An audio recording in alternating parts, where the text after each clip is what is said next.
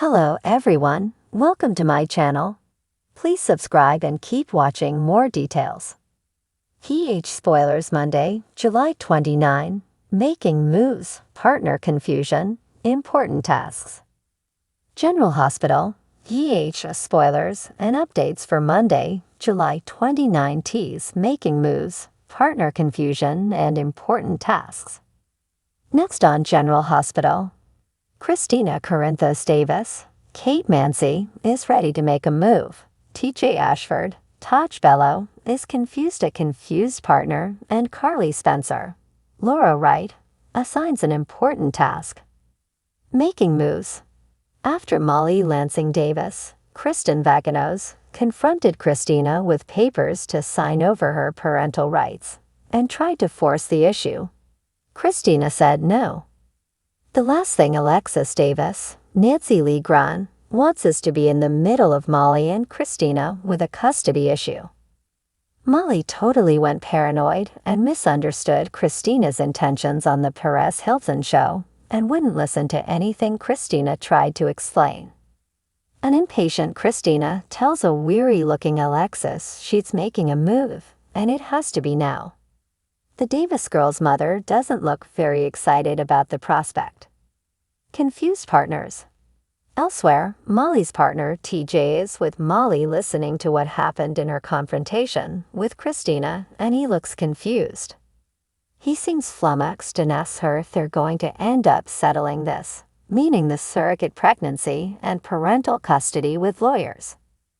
It looks like Christina has put them in a position of having to, or is in the process of trying to do so.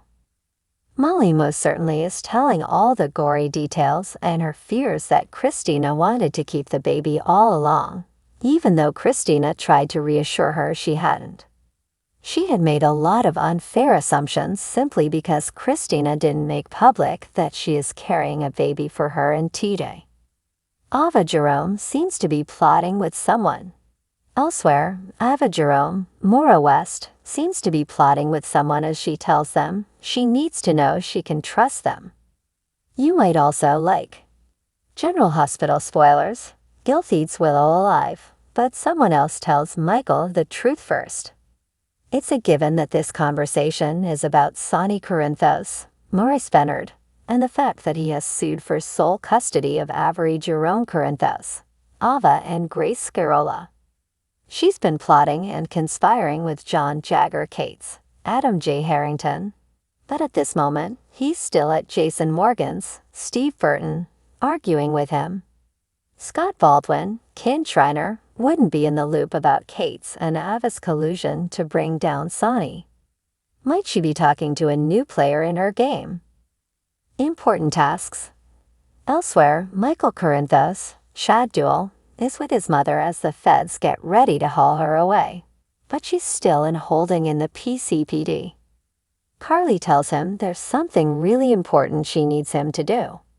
He's already worked on getting Congressman Larry McConkey, Sam Murray, to go over Jagger's head to get his mother freed, but the meeting hasn't taken place yet. This very important task may be to make sure he and Willow Corinthos, Caitlin McMullen, take care of Donna Corinthos, Scarlet Spears.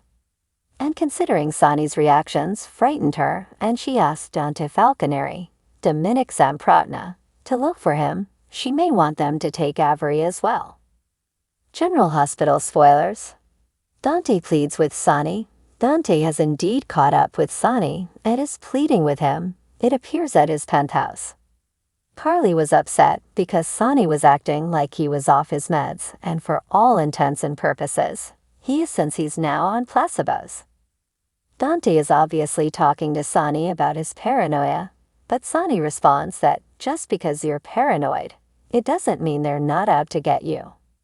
Sonny may indeed be paranoid, but the people out to get him aren't imaginary, and his paranoia isn't unfounded.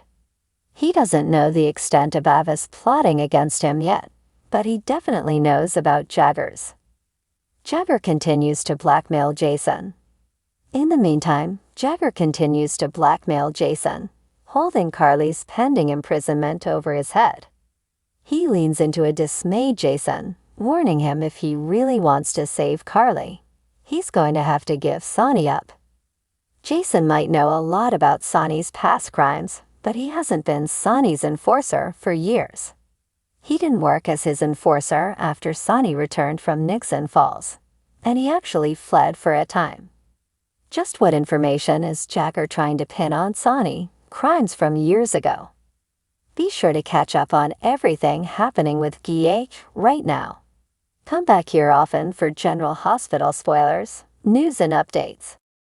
The hospital corridors buzzed with the usual Monday morning chaos, but there was an underlying tension in the air, a sense that today would be anything but ordinary. The clock had just struck 8, and already the day was proving to be full of unexpected twists and turns. Asterisk asterisk, making moves asterisk asterisk. Nina Reeves stood at the nurse's station, her mind racing with thoughts of her latest plan. She had been working tirelessly to solidify her position at Crimson, and today she was ready to make her move. She knew she had to be strategic and cunning, especially with Valentin Cassadine lurking around every corner. As she flipped through the latest issue of the magazine, her phone buzzed with a text from Maxie Jones. Meeting in 10 minutes. Big news, it read. Nina took a deep breath, squared her shoulders, and made her way to the conference room. Inside, she found Maxie, already animated and gesturing wildly as she spoke to Lucy Coe. Nina smiled, knowing that whatever Maxie had up her sleeve, it would be worth her time. Good morning, ladies, Nina greeted them, her voice calm and confident. Maxie beamed. Nina, you're just in time. Lucy and I have been brainstorming, and we've got a game-changing idea for Crimson.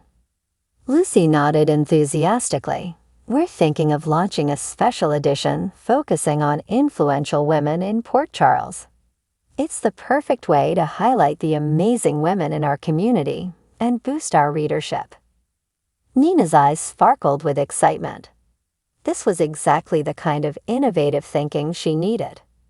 I love it. Let's get the ball rolling. Maxie, can you start reaching out to potential feature stories? And Lucy, let's brainstorm some cover ideas. As they delved into the details, Nina felt a surge of confidence. She was making moves, and this was just the beginning. Asterisk asterisk partner confusion asterisk asterisk. Across town, at the Metro Court, Curtis Ashford was nursing a cup of coffee, his thoughts a whirlwind of confusion. His recent partnership with Jordan Ashford had been anything but smooth sailing. Their professional and personal lives were tangled in a web of misunderstandings and unresolved feelings. As he stared into his coffee, he couldn't help but wonder if they had made a mistake.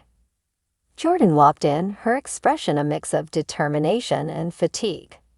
She spotted Curtis and made her way over, sliding into the seat across from him. We need to talk, she said, her voice firm. Curtis nodded, knowing this conversation was inevitable. I know, things have been complicated. Jordan sighed. That's an understatement. Look, Curtis, I care about you, but our partnership is causing more problems than it's solving. Maybe we need to reconsider our roles. Curtis felt a pang of disappointment, but he knew she was right. You're right. Let's take a step back and figure out what we really want, both professionally and personally. Jordan nodded, relief washing over her face. Agreed. Let's focus on what we do best and see where things go from there. As they shared a tentative smile, Curtis felt a glimmer of hope. Maybe this was the fresh start they both needed. Asterisk asterisk important tasks asterisk asterisk. Meanwhile, at General Hospital, Elizabeth Weber was juggling 100 different tasks. As the head nurse, she was used to multitasking, but today felt especially hectic. Between managing patient care, coordinating with doctors, and handling administrative duties, she barely had a moment to breathe. Her phone buzzed with a message from Dr. Hamilton Finn. Need to discuss a case? Meet me in the lab. Elizabeth sighed, glancing at the clock. There was never enough time in the day, but she couldn't ignore Finn's request. She made her way to the lab, her mind already racing with potential scenarios. Finn was waiting for her, his expression serious. "Thanks for coming, Elizabeth. I need your help with a tricky case. The patient is presenting with unusual symptoms, and I can't seem to pinpoint the cause." Elizabeth nodded, her professional curiosity piqued. "Let's take a look at the file. Maybe there's something we've missed." As they pored over the patient's records, discussing potential diagnoses and treatment plans, Elizabeth felt a sense of fulfillment. This was why she loved her job, despite the chaos. Helping patients, solving medical mysteries, and working alongside dedicated professionals like Finn made all the hard work worthwhile. Their discussion was interrupted by a sudden commotion outside the lab. Elizabeth and Finn exchanged worried glances before rushing out to see what was happening. In the hallway, they found a group of nurses gathered around a distraught patient. "What's going on?" Elizabeth asked, her tone calm but authoritative. One of the nurses, Amy Driscoll, turned to her, eyes wide with concern. "It's Mr. Thompson. He's having a panic attack and is asking for his daughter. We can't seem to calm him down." Elizabeth quickly approached the patient, her voice soothing. "Mr. Thompson,